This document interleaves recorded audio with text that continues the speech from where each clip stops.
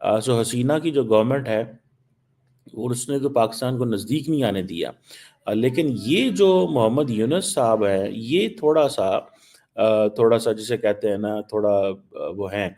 लेकिन कहा जा रहा है कि क्या वो कहते हैं जी कि वॉर क्राइम्स, जो कि हसीना का लफ्ज़ है ना, वॉर क्राइम्स इन इंडिया, इसको मिला के वॉर क्राइम्स कहते थे। तो वो कहते हैं पाकिस्तान के प्राइम मिनिस्टर शहबाज शरीफ की मीटिंग हुई है बांग्लादेश के मोहम्मद यूनुस के साथ।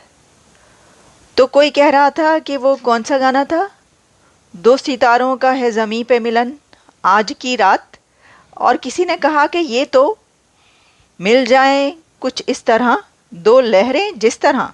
जय हिंद दोस्तों, आप सबको मेरा चैनल में स्वागत है। दोस्तों, मिस्र के कियारो शहर में एक प्रोग्राम में बांग्लादेश से मोहम्मद यूनुस, जो बांग्लादेश का केयरटेकर मिनिस्टर है, और दूसरी तरफ से पाकिस्तान के प्राइम मिनिस्टर शहबाज शरीफ, ये दोनों के साथ एक जॉइंट मीटिंग हुआ है। और इस मीटिंग में तय हुआ है कि बांग्लादेशियों को एक दूसरे के साथ लॉजिस्टिक सपोर्ट करेंगे, दोनों कंट्रियों में खुशहाली लाएंगे और एक दूसरे के साथ व्यापार करेंगे। तो चलिए दोस्तों, देखते हैं बांग्लादेशियों की हालत।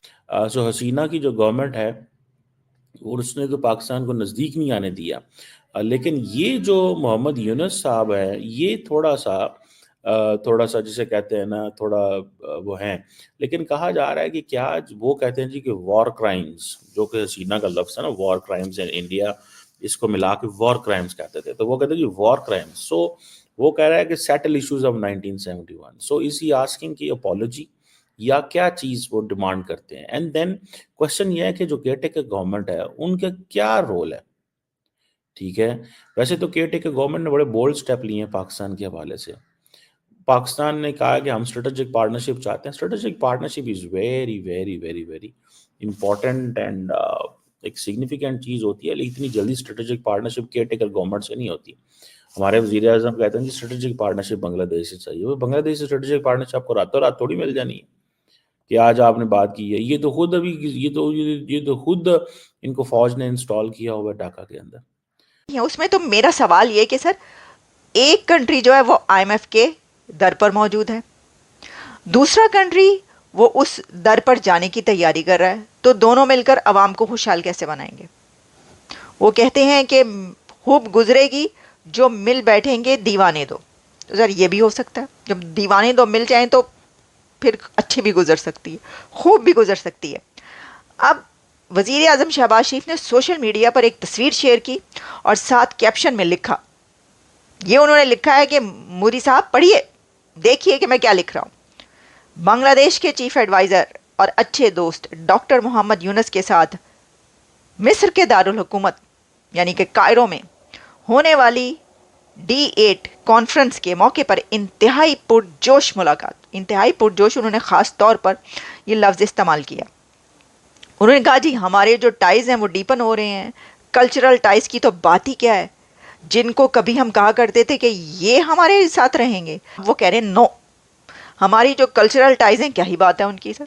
एक जैसी सकाफत, एक जैसी ज़ुबान, एक जैसी खाना, एक जैसा। वैसे मच्छी तो बनती है, नहीं उधर ज़्यादा अच्छी बनती है, अभी मैंने यहीं पे खाई है इन होटल्स में। पाकिस्तान में कहाँ से बांग्लादेशी अब खुलेंगे? मुझे लगता है कि अब पाकिस्तान में बांग्लादेशी रेस्टोरेंट खुले। सर कुछ ना हो, मैं आपको ये बता दूँ, पाकिस्तान के अंदर जब बांग्लादेश के रेस्टोरेंट खुलने हैं और वहाँ पर मच्छी बननी है, वाली मछली, तो फिर तो लोगों ने जो टूट पड़ना है, ये मैं आपको बता दूँ। अच्छा, एनीवेज, तो वो ये हुआ है कि उन्होंने कहा है कि जी आईटी की ट्रेड को बढ़ाने, आईटी आईटी क्या होता है? अच्छा, ओके, केमिकल, लेदर, सर्जिकल आलात और दीगर शोबों में एक दूसरे से इत्तेफाक करेंगे। ठीक है जी, पूरी हमने कोऑपरेशन करनी है एक दूसरे को। वो आए रोज़ इंडिया को कह रहा होता है जी आप फ्रीडम कोई नहीं है, फलाँ कोई। अब तो इंडियन को वीज़ा चीज़ें भी रिसेंटली बंद कर दी हैं। इंडिया कहता है ये लोग हमारी इंसल्ट करने आते हैं, इनको क्या हक है?